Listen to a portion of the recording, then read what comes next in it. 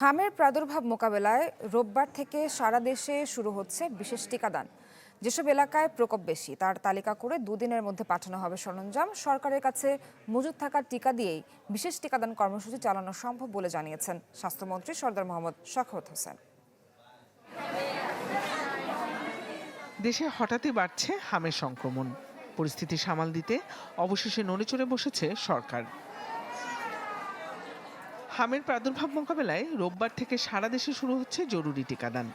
যেসব এলাকায় আক্রান্ত বেশি তার তালিকা করে শনিবারের মধ্যে পাঠানো হবে টিকা ও সরঞ্জাম।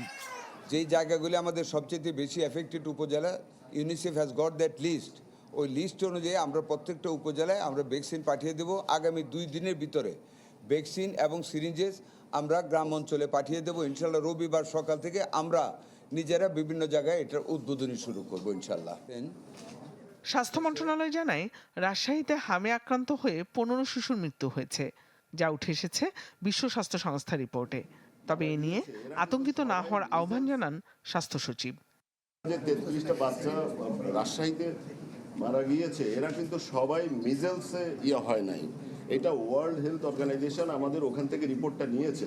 দেখা গেছে 15টা বাচ্চা মারা গেছে শুধু মিজেলসে।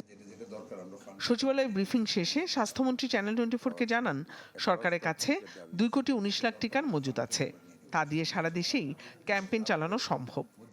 আমরা যেই টিকাগুলি অন্যান্য ক্ষেত্রে যেগুলোর শর্টেজ আছে ওগুলো তার অ্যাকিউট ক্রাইসিস ক্রিয়েট করে নাই বা অ্যাকিউট প্যানিক ক্রিয়েট করে নাই, মিজেলসটা করেছে। বাকিগুলোর যেগুলো আছে আমরা আমাদের যে আগত ফান্ড থেকে আমরা এগুলি সব মোকাবেলা করে যাব।